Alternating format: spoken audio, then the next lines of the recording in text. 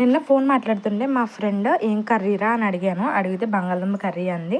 నాకు ఇంకా బల్బు వెలిగేసింది. అయితే మనం కూడా బంగాళదుంప కర్రీ చేసేయాలి, తినేయాలి, లేకపోతే మనం తట్టుకోలేము ఇలా క్రేవింగ్స్ని అనుకున్నాను.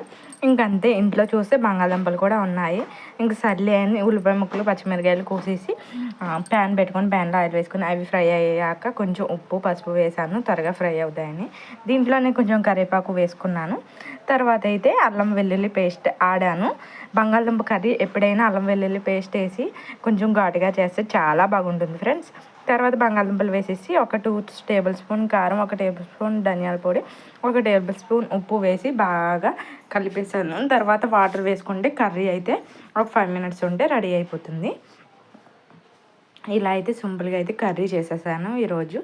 నాకు కడుపు నిండా అయితే నేను కర్రీ అయితే తిన్నాను. చాలా బాగా అనిపించింది ఫ్రెండ్స్. మీలో ఎంతమంది బంగాళదుంప కర్రీ ఇష్టం అన్నది నాకు కామెంట్ చేయండి. అండ్ మన ఛానల్ ఫస్ట్ టైం చూస్తుంటే సబ్స్క్రైబ్ చేయండి, లైక్ చేయండి, షేర్ చేయండి. మరి ఉంటాను, మరొక వీడియోతో మీ ముందుకు వచ్చేస్తాను. బాయ్.